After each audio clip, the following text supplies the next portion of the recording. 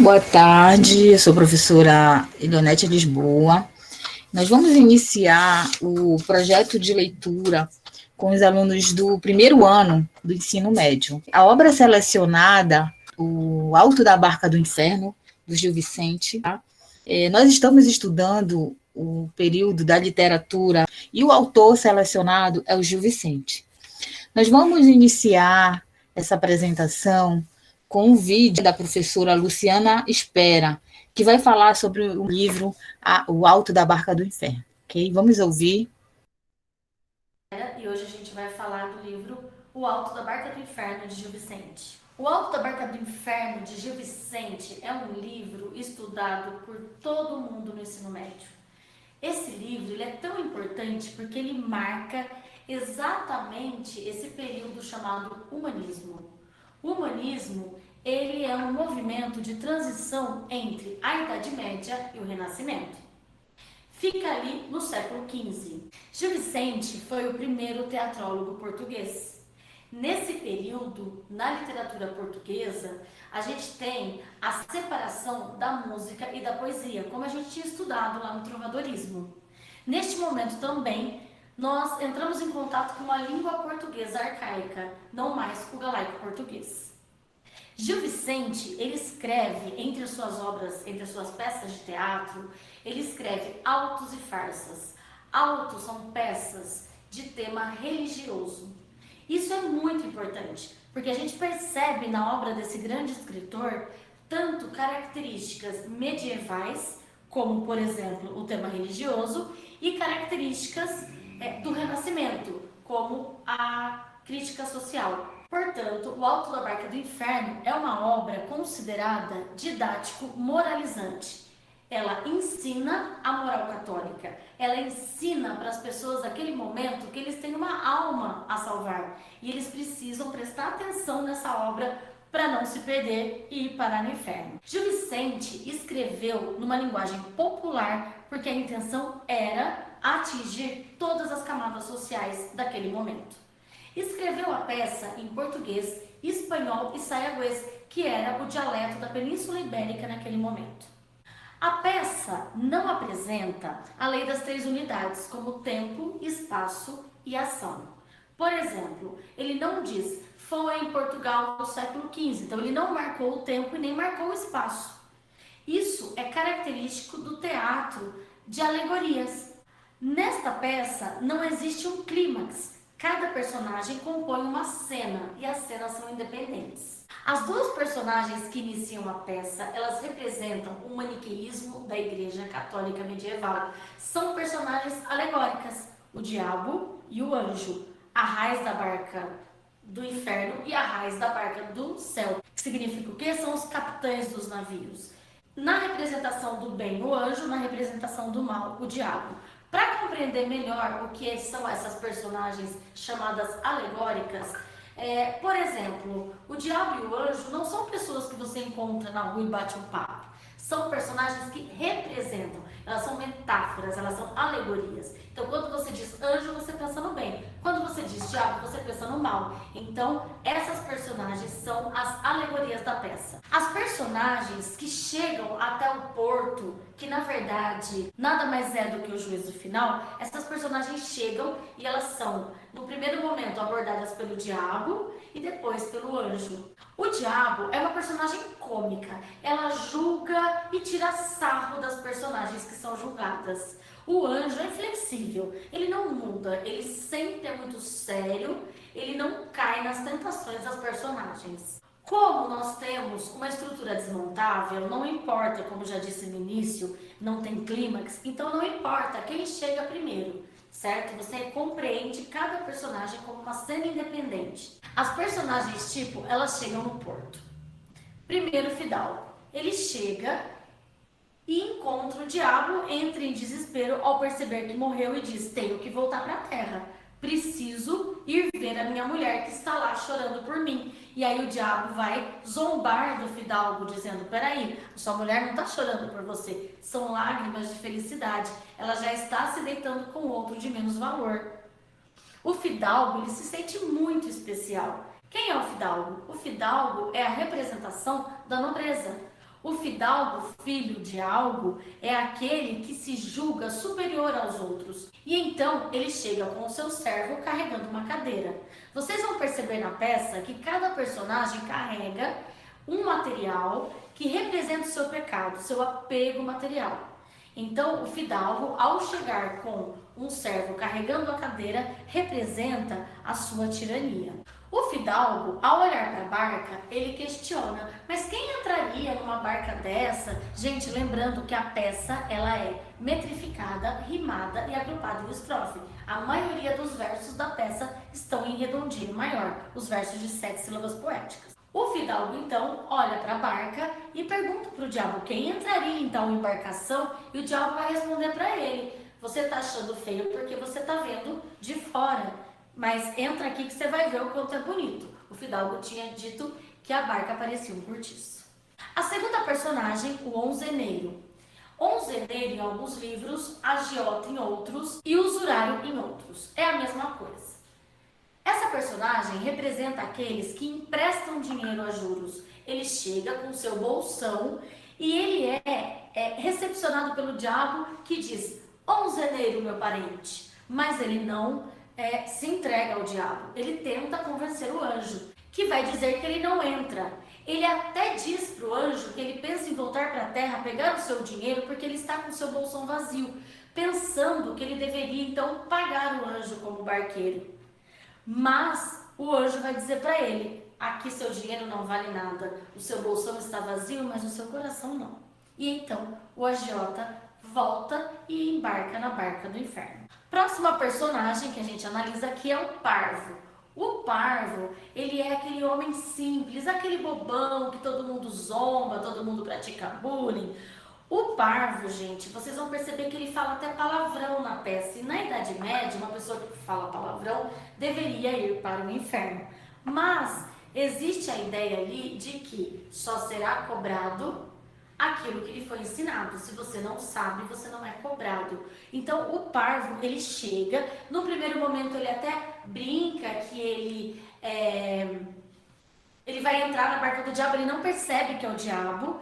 E ele diz que morreu de caganeira, que seria uma parte assim bem cômica, que a galera da época acha muito engraçado e tal.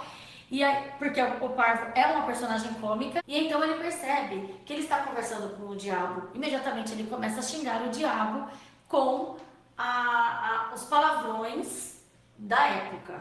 O parvo então se encaminha para a barca do céu e é muito bem recebido pelo anjo, que vai dizer para ele que o céu pertence ao simples. Notem, prestem muita atenção que o parvo não carrega nenhum objeto. O sapateiro é a personagem que representa aquele que cobra muito caro pelo seu trabalho. O sapateiro chega com as forminhas de sapato. Ele tenta até desviar do diabo, dizendo que ele assistia muita missa e que ele não deveria então ir para o inferno, mas é para lá que ele vai. O frade chega com sua namorada Florença. O frade, além de chegar com a namorada, que seria o pecado, ele chega também dançando e ele vem com seu capacete de esgrima. Então, ali você percebe uma crítica aos padres, que além de ter mulher, ainda praticam os esportes da corte. Lembrando que estamos falando de Idade Média, então seria comum essa obra não passar pela censura. Mas acontece que Gil Vicente, ele meio que trabalha para a igreja. O Gil Vicente, ele reflete exatamente o pensamento da Igreja Católica medieval. Então, como é que essa obra passa? Presta atenção, galera. Gil Vicente não está criticando a igreja. Ele critica quem faz mau uso dela. Não são as instituições. Não é o casamento que o Gil Vicente critica. É o adúltero. Brisda Vaz, outra personagem, que é a nossa alcoviteira. A alcoviteira é aquela cafetina e aquela que faz os casamentos arranjados. E como parvo, ela também é uma personagem cômica. A alcoviteira, ela chega carregando 600 ímãs postiços e uma arca de feitiços. Ela representa a feiticeira condenada na Idade Média.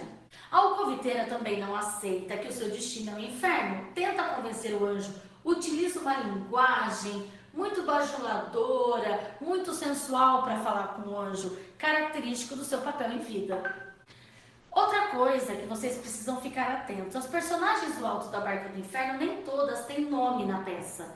E isso é muito importante, porque a gente não pode esquecer, são personagens tipo, algumas têm nome, mas a maioria não tem. Por quê? Não é a Brígida Vaz Alcoviteira, mas qualquer alcoviteira. O judeu é a personagem que chega carregando um bode nas costas. Quando o judeu se aproxima da barca do inferno, o diabo diz a ele: judeu, vai lá na outra barca, vá lá na outra barca, essa aqui está muito carregada. A ideia é que judeu nem o diabo quer. Bom, a gente sabe que durante a Idade Média existe uma grande guerra entre cristãos e judeus. Aqui você percebe o preconceito aí religioso. O judeu, então, não consegue embarcar nem na barca do céu, nem na barca da glória, porque ele é o grande pecador da peça. Ele vai a nado para o inferno, a reboque na barca do inferno. Ele não entra em nenhuma barca. Chegam juntos o corregedor e o procurador, representando a justiça, o juiz e o advogado. Um traz a vara da justiça e o outro traz os papéis de processo. Essas duas personagens representam a justiça bastarda, portanto, os dois vão para a barca do inferno. E é muito engraçado em certo momento em que o juiz, ele tenta falar com o diabo e ele fala em latim, porque ele quer dizer que ele fala a língua da igreja. O diabo responde em latim. Gente, é uma peça cômica, ela é simplesmente maravilhosa. O enforcado chega com a corda no pescoço e ele diz que morreu enganado porque ele achava que ao se matar ele se livraria do pecado do roubo e iria para o céu. Morre enganado o pobre enforcado. Com o personagem enforcado, a gente consegue se lembrar do livro Alto da Compadecida, do Ariano Suassuna, porque lá o personagem Severino, que é o cangaceiro, ele também se mata para conhecer o padinciço dele no céu e depois retornar para o sertão e continuar as suas aventuras. Por fim, chegam os 4 cavaleiros de Cristo, aqueles que morreram na parte de além em nome da religião católica, mataram para salvar a fé cristã. Os 4 cavaleiros, quando eles chegam, o diabo chama: ei, presta atenção, olhem para mim. Então, um dos cavaleiros diz: atentai com quem falarem, porque eles são tão dignos que o diabo nem deve lhes chamar a atenção. E assim termina a peça. Um ponto interessante é que Gil Vicente ele tem alguns erros de sequência na narrativa. Se você observar, o parvo, quando ele vai entrar na barca do céu, o anjo diz: espera que virá mais gente. E essa mais gente que virá são os 4 cavaleiros de Cristo. Quando eles chegam, eles embarcam e as barcas saem. E não existe nenhuma referência ao parvo. Maldade do Gil Vicente? Ele se esqueceu simplesmente. Galera, e assim termina o Alto da Barca do Inferno de Gil Vicente. Uma obra muito importante para você compreender o que foi o humanismo. Agradeço e até a próxima. Bem interessante essa análise, né, da professora Luciana. A gente sabe, né, que o Alto da Barca do Inferno, ele é uma obra da dramaturgia e foi escrito possivelmente, né, em 1517, entendeu? Pelo nosso querido escritor, né, Gil Vicente. Ela foi encenada em 1531. O que a gente pode perceber, né, que o Alto da Barca do Inferno é um grande clássico da literatura portuguesa, tá? E ele envolve também sátiras, né, envolvendo a questão da moralidade, certo? Eu vou passar para vocês um vídeo para vocês conhecerem um pouquinho dessa obra. Livro escrito por Gil Vicente. Vamos conhecer então. O Alto da Barca do Inferno é uma crítica à sociedade portuguesa, escrita em 1527, que se mostra muito atual. Se você fosse julgado, iria para o céu ou para o inferno? Caminhe até o purgatório e conheça o Alto da Barca do Inferno. 2 barcas estão nas águas do purgatório. Uma barca vai para o paraíso e a outra vai para o inferno e aguardam seus passageiros. O fidalgo é o primeiro que chega e pergunta ao diabo para onde vai a barca, e ao descobrir que a barca vai para o inferno, desdenha dela e se encaminha para a barca do anjo. O anjo diz ao fidalgo que não poderá embarcar, porque em vida desprezava a todos e se considerava melhor que os outros. E assim, o fidalgo se dirige para a barca do inferno, e lá ele entra. O onzeneiro é o segundo a chegar e também se recusa a embarcar para o inferno, e então se dirige para a barca do anjo. O anjo informa ao onzeneiro que ele não poderá embarcar por causa da sua ganância e presunção, e assim o onzeneiro se dirige para a barca do inferno, e lá ele também entra. O parvo, ou tolo. O terceiro que aparece é João Parvo, que informa que morreu de caganeira, e após o diabo informar que aquela é a barca que vai para o inferno, o parvo corre para a barca do anjo. O anjo diz que o parvo poderá embarcar em sua barca, porque este viveu uma vida de simplicidade e sem malícia. O sapateiro é o quarto passageiro que aparece, e assim como os outros, também se recusa a embarcar para o inferno e se dirige também para a barca do anjo. Porém, o anjo não o deixa embarcar, por ter roubado dos pobres, coitados, e ter explorado as pessoas com seu trabalho, e assim o sapateiro entra na barca que vai para o inferno. Na sequência, surge o frade, acompanhado de uma bela moça, e, lógico, que o frade também se recusa a embarcar para o inferno, e se dirige para a barca do anjo. O anjo então diz ao frade que ele não poderá embarcar, porque em vida namorou e folgou com uma mulher, e por isso o frade se dirige para a barca que vai para o inferno, e lá ele também entra. Aparece agora Brígida Vaz, a alcoviteira, que também se recusa a embarcar para o inferno e se dirige para a barca do anjo. Ao chegar à barca do anjo, este informa a Brígida de que não embarcará, porque em vida mentiu e se aproveitou de pobres meninas e viveu uma vida de luxos, e por isso Brígida embarca também para o inferno. Surge agora o judeu com seu bode, e como todos os outros, também se recusa a embarcar para o inferno. Porém, os outros integrantes da barca não querem que o judeu vá com eles, já que o judeu em vida mijava nos mortos e roubava. E então o judeu embarca no barquinho que é levado pela barca, que vai para o inferno. Surge também o corregedor, o juiz, que também é informado de que vai para o inferno, porque em vida agiu fora da lei e fingiu não ver os crimes que omitiu e julgou. E por isso seu destino é a barca do inferno. E então embarca juntamente com o procurador para a barca que vai para o inferno. O próximo a chegar é o enforcado, que é condenado por ter tirado a própria vida, e por isso seu destino é a barca do inferno. E por fim chegam os 4 cavaleiros que serviram a ordem de Cristo, e dessa forma encaminham-se para a barca do céu, já que morreram por Jesus Cristo, e assim entram na barca para o céu.